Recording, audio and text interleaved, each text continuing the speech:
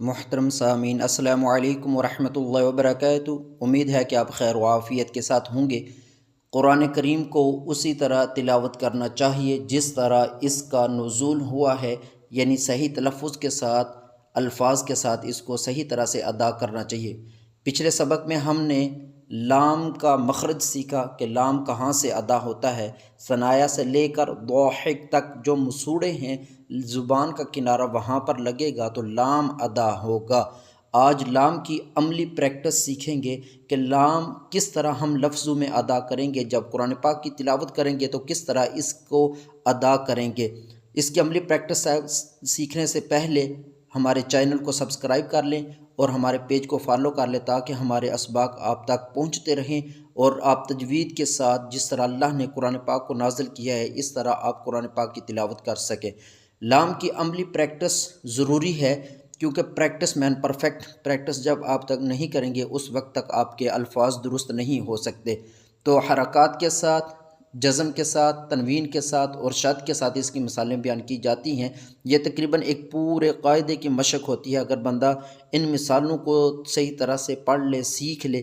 لام زبر ل، ل، لام زیر لی، لی، اکثر لوگ اس کو لے بولتے ہیں، زا لے کل کتاب، تو زا لی کل کتاب ہوگا، زا لے نہیں پڑھنا، یہ مجہول پڑھنا گناہ ہے۔ لام زیر لی، لام پیش لو، اور اسی طرح لو بھی لوگ بولتے ہیں، خاص کر جو بزرگ حضرات ہیں یا کچھ جو طرز لگا کے علماء تقریر کرنے والے ہیں، تو حالانکہ یہ بہت بڑی غلطی ہے۔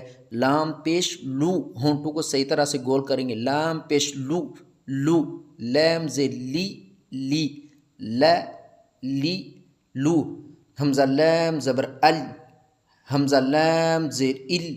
اور یاد رکھ لیں جب لام کے اوپر جزم آتا ہے تو لوگ بہت زیادہ اس میں غلطی کرتے ہیں، بہت زیادہ قلقلہ کا اندیشہ ہوتا ہے۔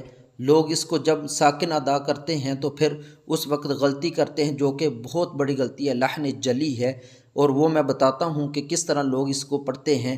حمزہ لام پیش ال، ال، ال، ال، زبان کو ادھر ہی مخرج میں آپ نے لگا کے رکھنا ہے، اس کو چھوڑنا نہیں۔ جب چھوڑیں گے تو فوراً قلقلہ کی آواز پیدا ہو جائے۔ ال، ال، یہ دیکھیں زبان ادھر ہی لگی ہوئی ہے، ال، ال، ال۔ لام دو زبر لن، لام دو زیر لن، لام دو پیش لن، لن، لن، لن۔ یہ ناک میں آواز، تنوین کی آواز جو ہے وہ آپ نے ناک میں لے کے جانی ہے۔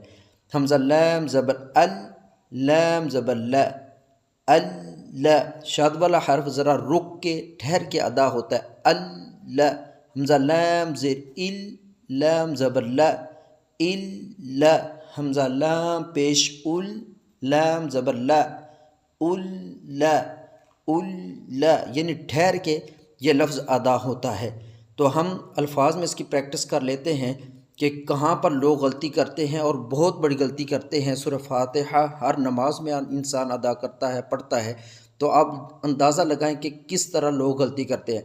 ال، اس کو ال بول دیتے ہیں تو یہ لحن جلی ہے، بہت بڑی غلطی ہے۔ تو کیا ہے؟ الحمد، الحمد، الحمد للہ رب رب، اس کو ایسے بول دیتے ہیں تو یہ قلقلہ کر دیتے ہیں۔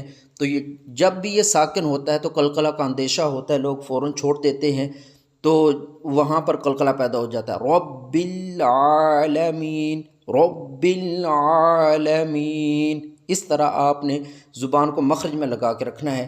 اسی طرح قل، قل، یہ زبان کو ادھر لگا کے رکھیں گے، اکثر لوگ یہاں اس کو بھی قل، قل هو اللہ احد، تو کیا لفظ ہے؟ قل، زبان کو ادھر مخرج میں لگا کے رکھیں گے تو پھر یہ صحیح ادا ہوگا۔ قل، قل هو اللہ احد۔ تو لام کے قواعد بھی کچھ ہیں، لام کب موٹا پڑا جاتا ہے اور کب باریک پڑا جاتا ہے۔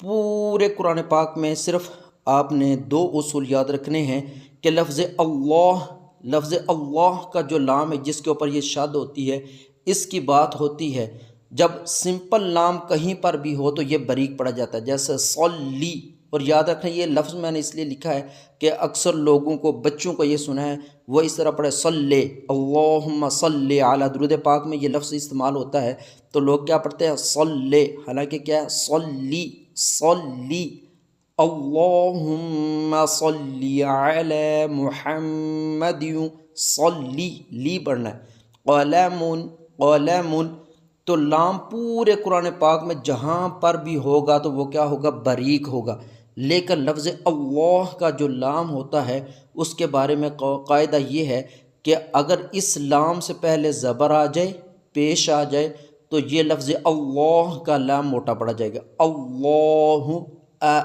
اللہ اللہ، صرف اس کو موٹا کرنا ہے، اللہ واللہ واللہ، یہ واو الگ ہے، اللہ الگ ہے، لیکن جب اس کو ملا کے پڑھیں گے کیونکہ زبر آ گیا تو اس لام کو ہم نے کیا کرنا ہے؟ موٹا کر کے پڑھنا ہے، واللہ واللہ۔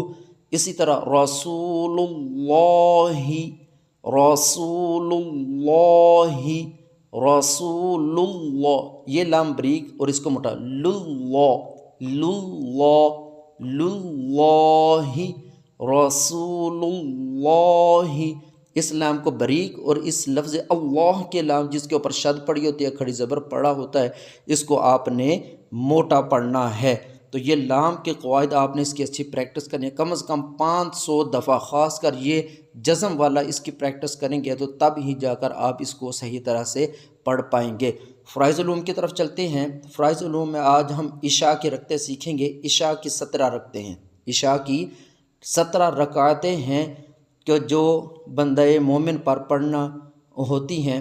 4 سنت غیر مؤکدہ، 4 سنت غیر مؤکدہ یعنی وہ سنتے جن کو پڑھ لیں گے تو ثواب ہے، نہیں پڑھیں گے تو گناہ نہیں ہے، لیکن ان کو چھوڑنا نہیں چاہیے، بہت زیادہ ان کا ثواب ہے۔ اسی طرح 4 فرض کہ جن کا انسان پر ادا کرنا ضروری ہے، 2 سنت مؤکدہ جن کا ادا کرنا ضروری ہے، 2 سنتوں کے بعد 2 نفل پڑھے جائیں گے، پھر 3 وتر پڑھے جائیں گے اور اس کے بعد 2 نفل پڑھے جائیں گے۔ تو اس طرح یہ آپ بچوں کو اس کی پریکٹس کروائیں کہ دن میں کتنی نمازیں فرض ہیں، پھر ان کے رکعتیں پوچھیں۔ عشاء کی اسی طرح رکعتیں آج جو آپ کو سکھائی جانی، 4 سنت غیر مؤکدہ، 4 فرض، 2 سنت مؤکدہ، 2 نفل، 3 وتر اور 2 نفل۔ اس طرح آپ بچوں کو آپ پریکٹس کرائیں اور بڑے آسان انداز میں سکھانے کی کوشش کر رہا ہوں تاکہ ہمارے بچوں کو اور جو لوگ اس سے نہ بلد ہیں نہ واقف ہیں ان لوگوں تک بھی یہ قرآن پاک کی تعلیم اچھی طرح سے پہنچ سکے، اور کوشش کیا کریں کہ ہمارے اسباق کو شیئر کر دیا کریں، اور اس کا مقصد یہی ہے کہ لوگوں تک قرآن پاک کی صحیح تعلیم کو جو ہے وہ پہنچایا جائے۔